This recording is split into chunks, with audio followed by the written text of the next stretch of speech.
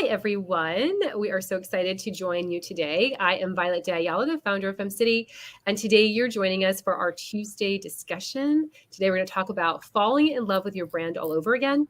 The reason why we are diving into this topic is because, yes, it's the month of February, we're talking about love. We've talked about self-love, self-care, love for your brand, and so today we're going to talk about that reconnection. We've had so many members during the last couple of years that have really struggled to maintain that love for their business with all the extra stresses and all the pivoting and all the adjustments that we've had to do.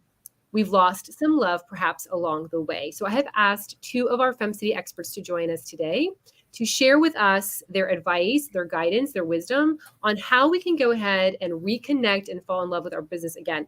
If you feel a disconnect with your business, you're going to see that show up in the lack of revenue.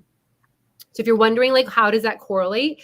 When we're not in love with our business, our energy shows, right? We may not be as excited. Our vibe might be a little bit lower. Our energy might be a little bit lower. So that's why it's important for us to always maintain that love of our business, so that we commit, we exude that when we talk to other people as well. So these two women are experts in the branding and marketing world.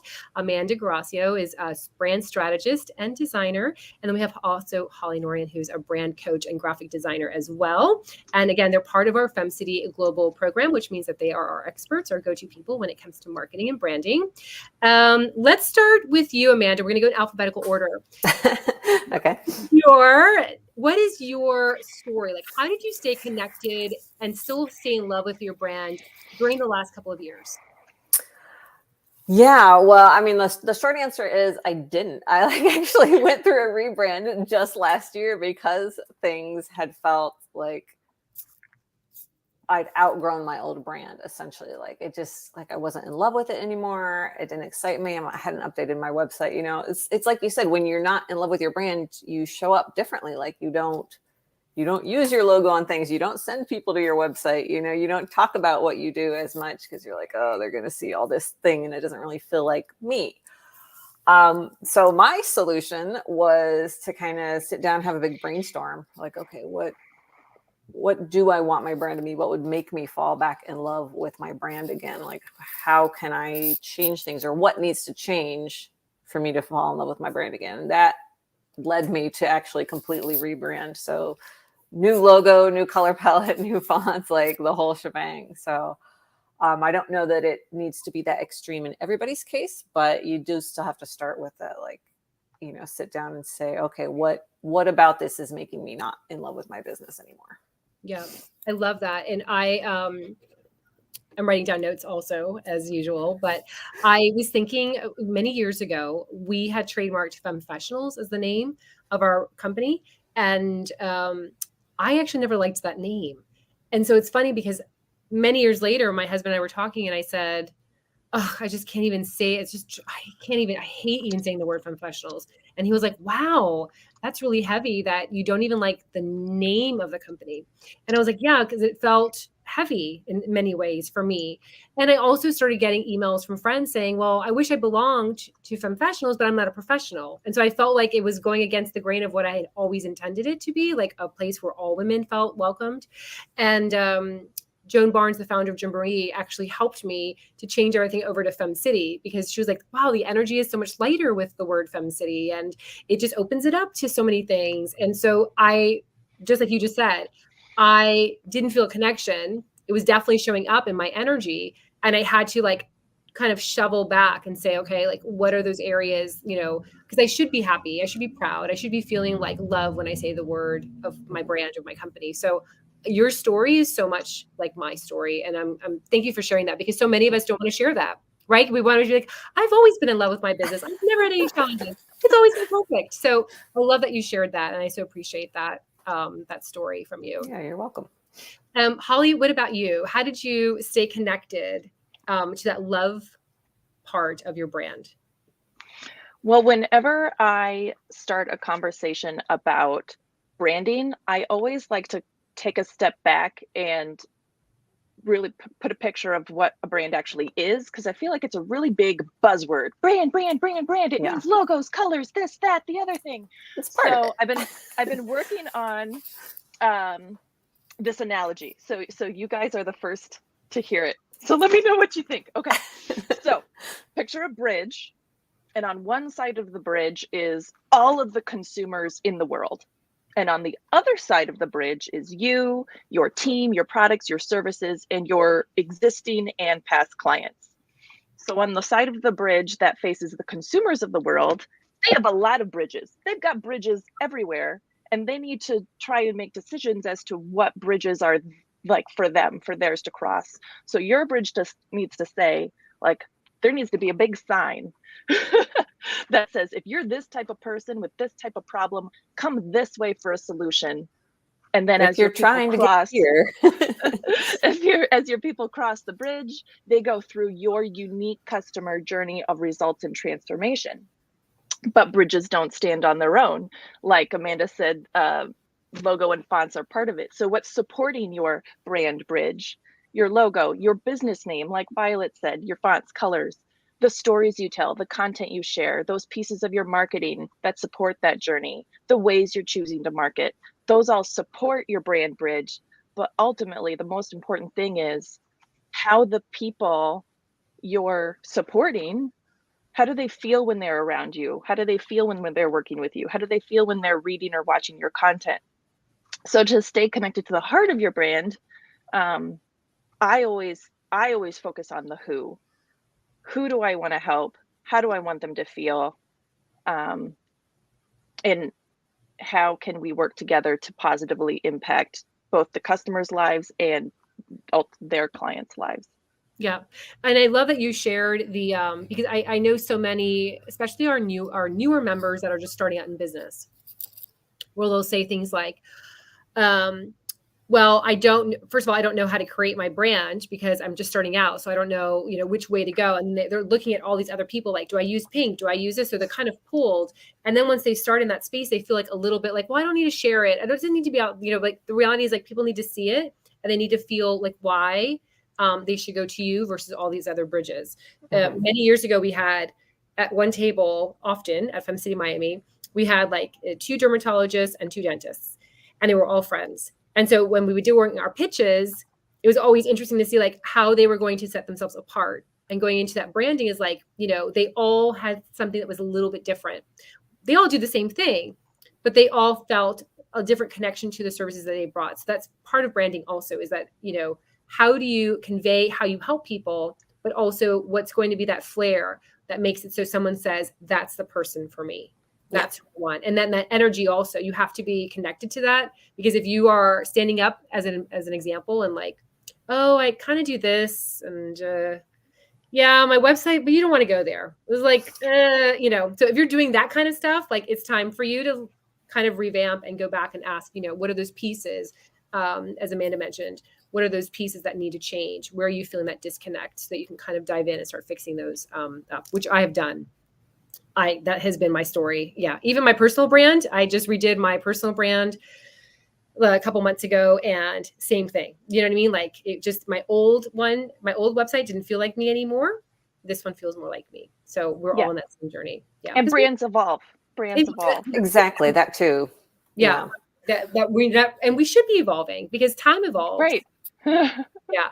Sometimes I find the marketing that we did when we first started FemFessionals, FemCity, and I'm like, oh my gosh. Like, sometimes I'm like, not embarrassed because it was always done professionally and it's beautiful. But I was like, wow, we've come so far, in just the way that we show up in our branding. So let's talk about number 1 tip. So let's say we have someone who's listening or watching, and they're like, I definitely don't have a love for my business anymore. I'm exhausted. I'm tired. I feel used up. I don't know, like, how do you get the love back? So Amanda, I know you touched a little bit about that, but maybe you can step in like with one major tip that really helped you to figure out what that piece was. Yeah. So I think the most important part is identifying what parts of your business are making you feel that way. Like for you, Violet, it was the name was a big factor. You're just like, oh, I don't like to say it. For me, I've always liked the name of my business. That has stayed the same for the past, 8 years. It's just that I needed to refresh the visuals and the messaging. For some people, it might be, the offers that they're doing, their packages or services that they're offering. Maybe like, somebody buys one package and you just immediately feel dread about having to fulfill it. Like, that's a good sign that that's part of why you're not in love with your business anymore. It might be an audience thing. Like, are you attracting the wrong type of clients? So you really just need to sit down and say, like, what part of this is not feeling great?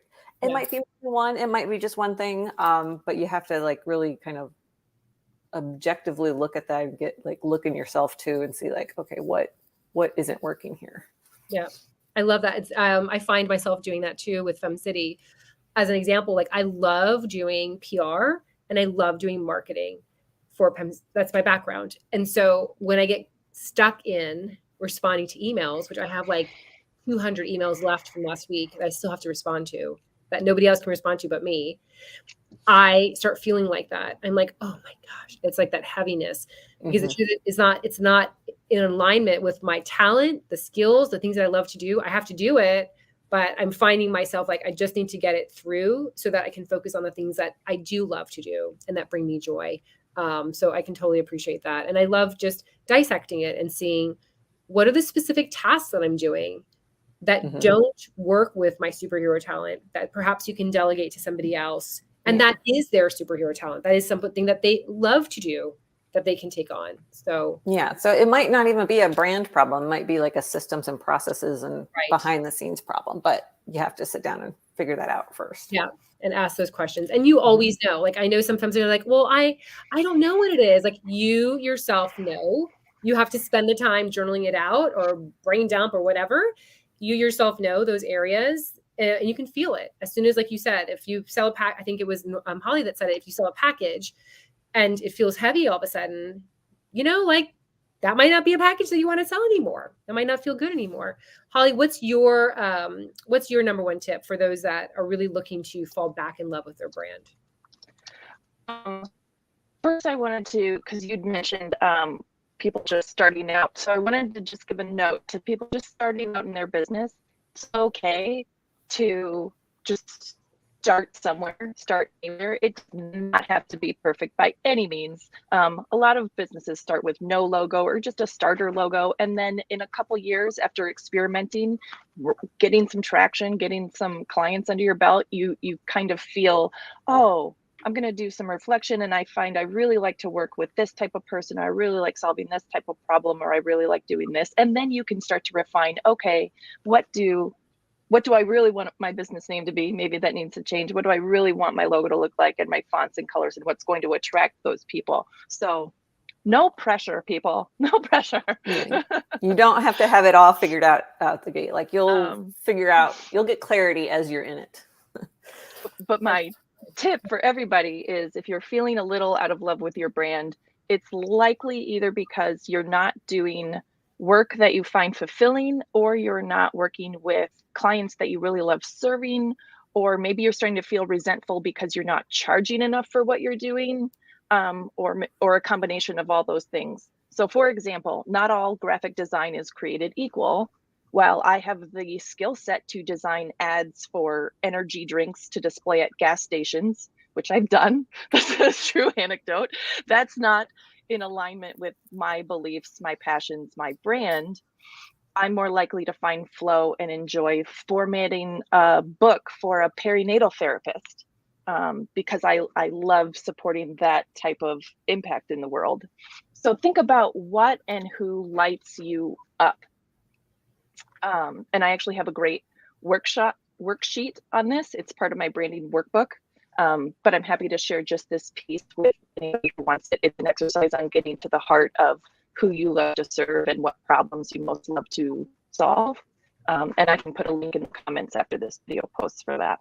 I love that. Yeah, because if you're also taking on the work that doesn't fill your cup, I turned down something yesterday because I read it and I was like, this does not fill my cup. And even though I had asked, like I had done like this meditation to bring me opportunities and, like all the stuff that I was working on, it came in and I was like, yeah, that's not that's not going to be a good fit for me, you know? So right, trust those instincts. And yeah. I found in year 2 of my business was like the shift of, I wasn't feeling it, because you feel financial pressure up to a certain point. I have to say yes to every opportunity. Yeah. But then you can kind of like, okay, I'm going to say no to this thing that doesn't feel right and leave that door open Yeah. for something that is a better fit. Because if you're full to the max of stuff you don't enjoy doing or clients you don't enjoy serving, then there's no room left for what you do love. So sometimes you have to make the hard decision to say no, to leave that space. Yeah. And it's hard, like you're saying, it's hard when it's your baby and you need the money. We all do. We have rents to pay, mortgage to pay, you know, food to buy.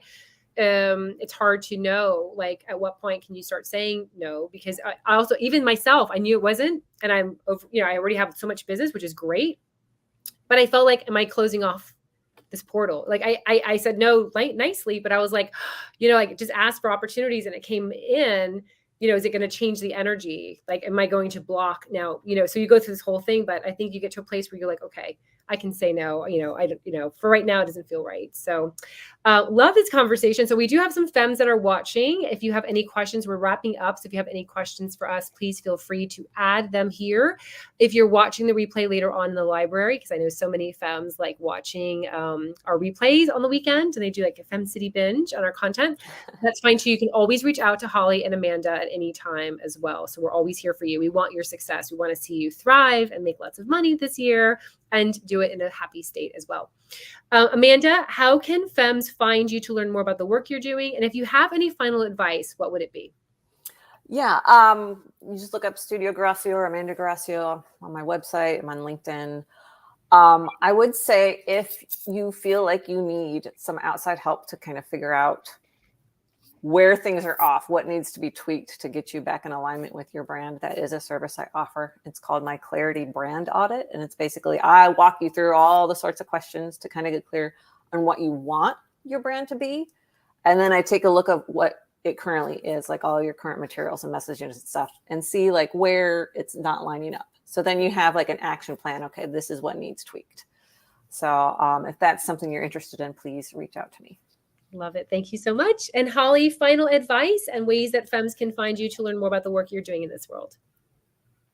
Okay, final advice. Consistency is one of the keys to a strong brand. So the answer to a lackluster brand is not choosing a different template in Canva every time you post. It's not constantly changing your fonts and colors. Those things need to be chosen very intentionally and in alignment with you. And then they need to stay consistent for recognizability. Yeah. If you're feeling bored using the same fonts and colors over and over again, your audience is not. I assure you, your audience is not tired of seeing your same blue.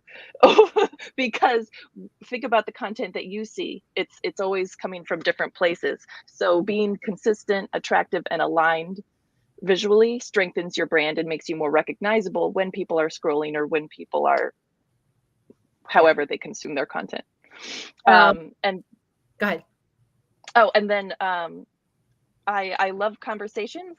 Feel free to hit me up for a virtual coffee chat. We can talk about how we can support each other. And then again, if you want that finding your who you love to work with worksheet, my email is holly@fancyfoxdesign.com. Feel free to reach out. Awesome. Thank you. So we had some love that came through. Thank you. Great seeing other femme designers. I'm thinking it's Melissa. We do have a couple other designers in the community, but I think that's Melissa. I'm not really sure, but thank you for that love. We appreciate it. I have to say, Holly, when we first started launching FemCity into other communities, I know Amanda's going to giggle at this because Amanda does our FemCity Austin marketing, but that is one of our points where, you know, sometimes our presidents will like have people create marketing for them and it doesn't have our fonts and it doesn't have our colors. And I have to go back and tell them, you have to really stay with our branding guidelines. And they don't understand. It's because we have so many communities around the globe that if, you know, we've spent so much money also in our marketing that creating something off brand is off-putting because people can see all of our communities. And so it's a really hard lesson for those that are scaling. It's a really hard lesson for those that, you know, are passionate about your brand and they want to share it, you know, but it's really important to stick with those branding guidelines because it makes a huge difference. Like Holly was saying, you might be sick of that font, but people need to see it over and over and over again so that they feel familiar with it. It makes a huge difference. So even the chapters that actually use our branding guidelines, they're more, they're larger. Like they have more members, they have more, you know what I mean? Like, so it makes a huge difference. Anyway, all right. So it was Janine Testa. Thank you, Janine. I'm so glad you're here. And then we had some love from Anne also. So thank you, Anne, another one of our FemCity Global members. Thank you so much, Amanda and Holly, for joining me today. For those that are watching or will watch, let us know how these tips helped you. We'd love to stay in touch and hear about your successes. And then if you want to learn more about FemCity, head over to femcity.com. We have a great library filled with classes just like this. I'm helping you develop your brand and business always in a happy state as well. So thank you so much, Amanda. Bye, Holly. Thank you. Thank you.